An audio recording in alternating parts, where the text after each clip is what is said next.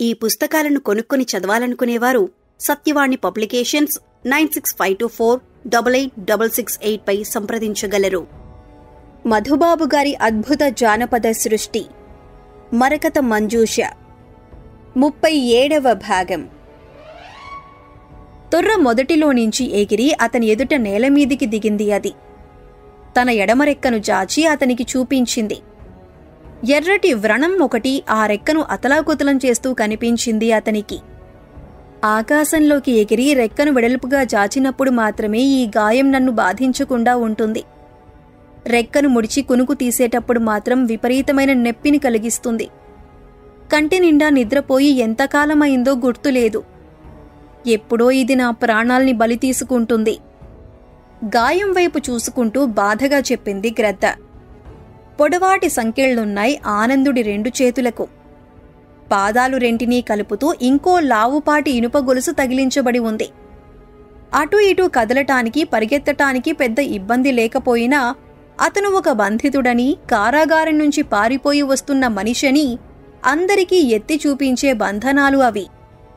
ముందు మీరు ఈ గొలుసుల్ని వదిలించుకోండి ఆనందులవారు. తన గాయం సంగతి మర్చిపోయినట్లు అతనికి చెప్పింది ఆ గ్రద్ద. నా సంగతి తర్వాత, ముందు నీ గాయాన్నొకసారి చూస్తాను అంటూ కుడి చేతిని అతి ప్రయత్నం మీద ముందుకు జాచి ఆ పక్షి రెక్కను చూపుడు వేలుతో స్పృశించాడు ఆనందుడు. ఎందుకలా చేశాడో అతనికే తెలియదు. అలా చేస్తే ఏం జరుగుతుందో కూడా సరైన అవగాహన లేదు. అయినా సరే అతని తర్జని రెక్కను తాకిన మరుక్షణం సన్నటి శక్తి ప్రవాహం ఒకటి వ్రేలిలోనించి ఆ రెక్కలోకి ప్రవేశించింది. తల తిప్పి చూసుకుంటున్న గ్రద్ద ఆనందంతో కీచుకీచున శబ్దం చేసింది. చూస్తూ చూస్తూ ఉండగానే మాయమైపోయింది గాయం. అద్భుతం ఆనందులవారు, పరమాద్భుతం. నేను మీకు కనిపించటం నిజంగా నా అదృష్టం. మీకు రుణపడిపోయాను నేను. రెక్కను విదిల్చి వేగంగా కదిలిస్తూ చెప్పింది గ్రద్ద. రుణాల ప్రసక్తి వద్దు. నా మూలంగా నువ్వు బాగుపడటం నాకు కూడా సంతోషాన్ని కలిగిస్తోంది అన్నాడు ఆనందుడు. వదిలించుకోండి, మీ బంధనాల్ని కూడా వదిలించుకోండి. చిన్న చిన్న గంతులు వేస్తూ అతన్ని ఉత్సాహపరిచింది గ్రద్ద. నన్ను మహాబలవంతుడిగా భావిస్తున్నట్లున్నావు. వీటిని తెంపగల శక్తి నాకు లేదు. తన బంధనాల వైపు చూసుకుంటూ అన్నాడు ఆనందుడు. మీరు అనుకోవటం వేరు, నా వంటి దీర్ఘదృష్టి చెప్పటం వేరు. ముందుగా ఒక ప్రయత్నం చేయండి ఒత్తిడి చేసింది గ్రద్ద. ఊపిరి బిగబట్టటానికి సిద్ధమవుతూ ఊరికే తన బంధనాల్ని చిన్నగా ఒక గుంజు గుంజాడు ఆనందుడు. పకపకా నవ్వింది ఆలయంలో దివ్యజ్యోతి దగ్గర కూర్చుని ఉన్న మాతంగి. ఎందుకు నవ్వటం? అడిగాడు పూజారయ్య కనులు తెరిపిడి పడకుండా చేతులతో అదుముకుంటూ. పసిబిడ్డతో సమానం పూజారయ్య మన ఆనందులవారు. తన బలం ఎటువంటిదో తనకే తెలియదు. నేను తయారు చేసి ఇచ్చిన పసరు ఆయన బలాన్ని 10ంతలకు పెంచింది. చూస్తూ ఉండు చెప్పింది ఆమె. చిన్నగా గుంజిన వెంటనే పుటుక్కున తెగి క్రింద పడిపోయాయి ఆనందుడి కరచరణాలను పట్టి ఉంచిన ఇనుప సంకెళ్ళు. ఏనుగుల్ని సైతం కదలకుండా నిలబెట్టి ఉంచవలసిన ఈ గొలుసులు ఇంత తేలికగా తెగిపోవటం చాలా వింతగా ఉన్నది. శ్రేష్టమైన లోహంతో తయారు చేసినట్లు కనిపించటం లేదు. తను కూడా ఆశ్చర్యంగా అన్నాడు ఆనందుడు. కిచకిచమని శబ్దం వచ్చేలా నవ్వింది గ్రద్ద. అవి శ్రేష్టమైన లోహంతోనే తయారు చేయబడినట్లు కనిపిస్తున్నాయి ఆనందులవారు. కనిపించనిదల్లా మీ శరీరంలోని శక్తి మాత్రమే. ఇటువంటి బంధనాలు 1 కాదు 100 మీ అవయవాలను చుట్టుకొని ఉన్నా కూడా చిటికెలో చిన్నాభిన్నమైపోతాయి అన్నది. నీ రెక్కమీది వ్రణాన్ని మటుమాయం చేశానని చెప్పి లేనిపోని మాటలు మాట్లాడవద్దు. నేను సాధారణ మానవుణ్ణి, అందులోనూ ఇప్పుడు పరమ వికృత రూపాన్ని కలిగి ఉన్నవాడిని. నాకు అంతటి బలం లేదు అన్నాడు ఆనందుడు. వద్దు ఆనందులవారు, ఆ ముదనష్టపు గ్రద్దతో మీరు వాగ్వాదానికి దిగవద్దు. మీ దారిన మీరు వెళ్ళిపోండి ఉన్నట్లుండి బిగ్గరగా అరిచింది అమ్మవారి ఆలయంలో దివ్యజ్యోతి ముందు కూర్చుని ఉన్న మాతంగి. అదేమిటి మాతంగి? ఎవరు ఏమన్నా ఎదురు చెప్పకుండా అవతలికి పోయే ఆనందులవారు ఇంతకాలానికి తన శక్తియుక్తులను గురించిన సంభాషణను జరుపుతుంటే మెచ్చుకుని ఉత్సాహపరచకుండా నిరసిస్తావేమిటి? కళ్లను చేతులతో అదుముకుని కూర్చున్న పూజారయ్య వెంటనే అభ్యంతరాన్ని వెలిబుచ్చాడు. మీరు దయచేసి నోరు మూసుకోండి పూజారయ్య. ఆ దిక్కుమాలిన గ్రద్ద ఎక్కడ్నుంచి వచ్చిందో గాని ఆనందుల వారిని రెచ్చగొడుతోంది. అది చాలా ప్రమాదకరం. కరుకు కంఠంతో అన్నది మాతంగి. రెక్కల్ని విశాలంగా తెరిచి చిన్నపిల్లలు నేలమీద ఎగిరి గంతులు వేసే ఆట ఆడుతున్నట్టు 3 సార్లు చిందులు తొక్కింది ఆనందుల వారితో మాట్లాడుతున్న గ్రద్ద. మీకు అభ్యంతరం లేకపోతే ఒకసారి ఈ శక్తి ఆలయం ముందున్న బండరాయిని పైకెత్తగలరేమో ప్రయత్నించి చూడండి అన్నది. ఏనుగు పరిమాణంలో ఉన్న ఆ రాయి వంక చూసి తల అడ్డం తిప్పాడు ఆనందుడు. పైకెత్తటమే కాదు, కనీసం దాన్ని కొంచెంగా కదిలించే శక్తి కూడా నాకు లేదు అన్నాడు. ఉన్న చోటు నుంచి కదలకుండా ఒట్టి మాటలు మాట్లాడడం మంచిది కాదు. వెళ్ళి దానిమీద చెయ్యి వేసి మాట్లాడండి మొండిగా చెప్పింది గ్రద్ద. సంకెళ్ల నుంచి విడుదల పొందిన తన దీర్ఘబాహువుల్ని తడుముకుంటూ ఆ బండరాయి దగ్గరికి పోయాడు ఆనందుడు. వద్దు వద్దు ఆనందులు వారు, వద్దు అంటూనే ఉన్నది మాతంగి. ఊపిరి బిగబట్టి బండను పట్టుకున్నాడు ఆనందుడు. అంతే, అతని ప్రయత్నంతో అవసరం లేకుండానే అమాంతంగా పైకి లేచిందది. తన కనుల్ని తనే నమ్మలేనట్లు చూస్తూ ఆ బండను అవతలికి విసిరాడు ఆనందుడు. అల్లంత దూరంలో ఎగురుకుంటూ పోయి పడిందది. చిన్నపాటి భూకంపం వచ్చినట్లు కంపించింది భూమి. అదీ మీ శక్తి. ప్రయత్నం పెద్దగా లేకుండానే 150 మందికి పైగా బలాఢ్యులు పట్టుకోవలసిన బండరాయిని పూలచెండు మాదిరి విసిరికొట్టిన మీరు ప్రయత్నం చేయదలుచుకుంటే పర్వతాలు కూడా పిండిపిండైపోతాయి అంటూ అతను బండరాయి నెత్తిన ప్రదేశం దగ్గరికి పోయింది గ్రద్ద. నడుము లోతున్న పెద్ద గోయి ప్రత్యక్షమై ఉంది అక్కడ. ఇటురండి ఆనందుల వారు, ఈ గోతిలో ఏముందో చూడండి తల తిప్పి ఆనందుణ్ణి పిలిచింది అది. వద్దు, వద్దనే వద్దు. వసి పాపిష్టి ముఖందానా, నీ పీక పిసికి ప్రాణాలు తీయాలి, వద్దు కనుల నీరు పర్యంతమవుతూ అరిచింది ఆలయంలో ఉన్న మాతంగి. మనోనేత్రంతో చూస్తున్న పూజారయ్య ముందుకు వంగి ఆ గోతిలోకి తొంగి చూశాడు.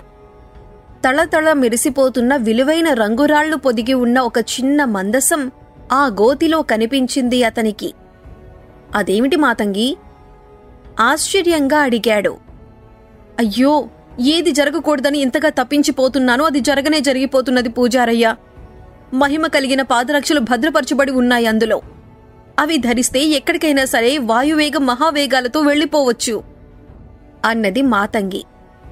అమాయకంగా తల ఊపబోయి మరింత ఆశ్చర్యానికి గురైనట్లు గట్టిగా విదిలించాడు పూజారయ్య. ఆ సంగతి నీకెలా తెలుసు? నువ్వు మంత్రశక్తులు కలిగిన మాతంగివి కాబట్టి నీకు తెలిసి ఉండటానికి అవకాశం ఉంది. నేలమీద తిరుగాడి కోడి పిల్లలను ఎగరేసుకుపోయి పొట్ట నింపుకుని ఆ గ్రద్దకి తెలియటమేమిటి అని అడిగాడు. చీకటి శక్తులు మరోసారి తమ విజృంభణ మొదలు పెడతాయని తెలిసి ఆ పరిణామాల్ని అడ్డుకోవటానికి ఎటో వెళ్లిపోయారు రాకేంద్రులు వారు. వెళుతూ వెళుతూ ఆ పాదరక్షలను ఆ ఆలయం ముందున్న గోతిలో భద్రపరిచి తామే స్వయంగా ఆ బండను అక్కడ రక్షణగా ప్రతిష్ఠించారు. ఆ దిక్కుమాలిన పక్షి ఆ దృశ్యాన్ని చూసినట్లుంది కచ్చనిండిన కంఠంతో చెప్పింది మాతంగి. పూజారయ్య ముఖంలో మాత్రం విపరీతమైన సంతోషం తొణికిసలాడింది. నువ్వెన్నైనా చెప్పు, ఏమైనా అనుకో, ఆనందుల వారికి అటువంటి మహత్తర శక్తులు కలిగిన వస్తువులు లభించటం నాకెంతగానో నచ్చింది అన్నాడు. చూపులతోనే అతన్ని భస్మం చేసేటట్లు భయంకరంగా చూసి చటుక్కున లేచి నిలబడింది మాతంగి. అంతే, టపుక్కున మాయమైపోయింది పూజారయ్య కనుల ముందు కనిపిస్తున్న దృశ్యం. అన్యాయం మాతంగి, నీ మాటకు ఎదురు చెప్పానన్న కోపంతో ఇటువంటి పని చేయటం దురన్యాయం దీనంగా అన్నాడు. సమాధానంగా ముక్కును గట్టిగా ఎగబీల్చి విసురుగా ఆలయం వెలుపలికి వెళ్లిపోయింది మాతంగి. బార్లా తెరిచి ఉన్న గర్భగుడి తలుపుల్ని దృఢంగా బంధించాడు పూజారయ్య. ఆనందుడి గురించే ఆలోచిస్తూ తన ఇంటివైపు అడుగులు వేశాడు. సుజననగర రాకుమారిని బంధించి అడవి మార్గం గుండా మీ సన్నిధికి తీసుకువస్తున్నారు మనవాళ్లు. నమీకుడి ఎదుట నిలబడి వినయంగా చెప్పింది మాయాసుందరి. మెత్తటి ఆసనం మీద కూర్చుని ఉన్న నమీకుడి ముఖంలో వెంటనే ప్రత్యక్షమయ్యింది అసహనం. చెప్పిన మాటనే తిప్పి తిప్పి చెబుతున్నావు. అప్పజెప్పిన పనులు పూర్తయిపోయాయని మాత్రం స్పష్టం చేయటం లేదు కినుకుగా అన్నాడు. శరభేంద్రుడి కుమారుడు గవాక్షుడి మూర్ఖత్వం తారాపథానికి చేరిపోయింది. సుజన నగరంలో సుఖాలు మరిగి ఆ సేనాపతితో తలతిక్క మాటలు మాట్లాడాడు. తీసుకుపోయి నగరద్వారాల వెలుపలికి బలవంతంగా వెడలు నడిపించారు. చెప్పింది, అవమానాల పాలైన మనిషికి అనునయ వచనాలు అమితమైన ఆనందాన్ని కలిగిస్తాయి. వెంటనే అతన్ని కుక్షిక నగరం వైపు నడిపించటం బహుతేలిక అన్నాడు నమీకుడు. కాలినడకన ఎంత దూరం ప్రయాణం చేయగలడు? ఆర్చుకు తీర్చుకు అతను అక్కడికి వెళ్లే లోపల కాలాతీతమైపోతుంది అన్నది మాయాసుందరి. నీ శక్తిని ఉపయోగించి అతన్ని గగన మార్గాన అంటూ చటుక్కున మాటల్ని ఆపాడు నమీకుడు. మంత్రశక్తుల ద్వారా ప్రభావితమైన మనిషి తన ఎదుటికి వస్తే ఆ త్రికూటుడికి అనుమానం వచ్చేస్తుంది. మనం పడిన కష్టం వృధా అయిపోతుంది. ఏదో ఒక విధంగా అతన్ని నువ్వు తొందరపెట్టి ఎటువంటి ఆలస్యమూ లేకుండా ప్రయాణించేటట్లు చెయ్యి అన్నాడు. మరి కారాగారంలో పడిన అనాకారి సంగతి అన్నది మాయాసుందరి. ఈసరికి తల తెగి నగర ద్వారాల దగ్గర వ్రేలాడుతూ ఉండి ఉంటుంది. అతన్ని గురించి మనం ఆలోచించవలసిన అవసరం లేదు. సుజన నగర పరిసరాల్లో మరోసారి ఏదైనా మంత్ర సంబంధమైన సంఘటనలు జరిగితే అప్పుడు చూసుకుందాం. ఆ రాకుమారి లభించింది కాబట్టి ఇక ఆ నగరాన్ని గురించి ఆలోచించవలసిన పనే లేదు అన్నాడు నమీకుడు. చిత్తం, అయితే నేను గవాక్షుడి వద్దకు వెళ్లి వస్తాను అన్నది మాయాసుందరి. అతను తల పంకించగానే చిన్న మెరుపు మెరిసింది. తను మాయమైపోయింది. 10-15 సంవత్సరాల క్రితం మీ తండ్రిగారు ఈ మందసాన్ని తీసుకువచ్చి ఇక్కడ భద్రపరచటం నా కనులతో నేనే స్వయంగా చూశాను. గోతిలో దిగి తళతళ మెరుస్తున్న మందసాన్ని బయటికి తీసుకువచ్చిన ఆనందుడికి చెప్పింది గ్రద్ద. మందసాన్ని తెరిచాడు ఆనందుడు. అందులో ఉన్న పాదరక్షలను చూసి ఆశ్చర్యంగా తల విదిలించాడు. ధరించండి ఆనందులవారు. వీటిని ధరిస్తే మీరు నాతో పాటుగా ఆకాశంలో హాయిగా విహరించవచ్చు ఉత్సాహపరిచింది గ్రద్ద. ఈ పాదరక్షలు మా నాన్నగారు ధరించి ఉండేవారు. నాకు గుర్తుంది. నా చిన్నతనంలో ఒకసారి నేను వీటిలో పాదాలు పెట్టబోతుంటే వద్దని వారించారు. తను శరభేంద్రుడి దగ్గరికి తీసుకుపోబడకముందు ఒకరోజు జరిగిన సంఘటనను గుర్తు చేసుకుంటూ చెప్పాడు ఆనందుడు. అప్పుడు మీరు చాలా చిన్నవారు. ఇప్పుడు తండ్రి తర్వాత తండ్రంతటి వయసు. ధరించటంలో తప్పులేదు. ఒకసారి చూడండి ఒత్తిడి చేసింది గ్రద్ద. తల అడ్డం తిప్పాడు ఆనందుడు. పాదరక్షలను కనులకు అద్దుకొని తన దట్టీలో చిన్న మూటగా కట్టి భుజానికి వ్రేలాడ తీసుకున్నాడు. అప్పటి వరకు అతి ప్రశాంతంగా అతనితో మాట్లాడుతున్న గ్రద్ద ఉన్నట్లుండి తలెత్తి శక్తి ఆలయం వెనుక భాగంలోకి చూసింది. త్వరపడకపోతే తిరిగి మీరు ఇబ్బందుల పాలు కాక తప్పదు. మీరొచ్చిన సొరంగ మార్గంలో నుంచి అడుగుల చప్పుళ్లు వినవస్తున్నాయి అన్నది. క్రింద పెట్టాడు మొదటిసారిగా గ్రద్దను చూసిన సమయంలో ఆనందుడు తను వదలకుండా వెంటబెట్టుకు తిరిగే చేతికర్రని. ఇప్పుడు దాన్ని తిరిగి చేత ధరించి ఆలయం వెనక్కి పరిగెత్తాడు. చీకటి గుయ్యారంగా ఉన్న సొరంగ మార్గంలో నడుస్తున్నాడు సేనాపతి సర్పకేతుడు. అతని ప్రక్కనే ఉన్నాడు నగరపాలకుడు. భగభగ మండుతున్న కాగడాలను పట్టుకుని ముందు దారి చూపిస్తున్నారు భటులు. మాకు తప్ప మరొకరికి ఈ మార్గం గురించి తెలియదు. పగలు వీక్షిస్తే రాత్రి కలలోకి వచ్చే ఆ అనాకారికి దీనిని గురించి తెలిసి ఉండటం అసంభవం. నువ్వనవసరంగా అనుమానపడుతున్నావు తన సేనాపతి వంక చూస్తూ అన్నాడు నగరపాలకుడు. ప్రభు, నా అనుమానం నిరాధారమైతే నేను ఎంతగానో సంతోషిస్తాను. నిజమైతే మాత్రం మనం అప్రమత్తంగా ఉండాలి. ఆ అనాకారికి రాకుమారిని అపహరించుకుపోయిన దొంగలకు సంబంధం ఉన్నట్లు రాకుమారి ఇష్టసఖి మనకి చెప్పింది. ఈ మార్గం గురించి అతని ద్వారా ఆ దుర్మార్గులకి కూడా తెలిస్తే అది మరింత ప్రమాదకరం కావచ్చు అంటూ కనులు చిట్లించి ముందుకు చూశాడు. కాగడాలు పట్టుకుని నడుస్తున్న భటులు ఉన్నట్లుండి ఆగిపోయారు. సొరంగం అంతమైపోతున్నది ప్రభూ. బయటికి పోయేందుకు ఏర్పాటు చేయబడిన రహస్య ద్వారం తెరిచి ఉంది అన్నాడు వారిలో ఒకతను. ఒరలో నుంచి తన కరవాలాన్ని బయటికి తీసి వేగంగా కదిలాడు సర్పకేతుడు. శక్తి ఆలయం వెనుక భాగంలో ఉన్న ఒక పెద్ద శిలామండపం మధ్యన ఉండే రాతి పలక ప్రక్కకు జరిపి ఉంది. గ్రద్దలకు దీర్ఘదృష్టి మాత్రమే కాదు, దూరం నుంచి వినవచ్చే శబ్దాలను ఆలకించే శక్తి కూడా ఉన్నట్లు మొదటిసారిగా అనుభవపూర్వకంగా తెలుసుకున్నాడు ఆనందుడు. రాతి పలక దగ్గర నిలబడి లోపలి నుంచి వినవస్తున్న మాటల్ని వినగానే ఆ మార్గాన్ని తిరిగి మూసివేయటానికి ప్రయత్నించాడు.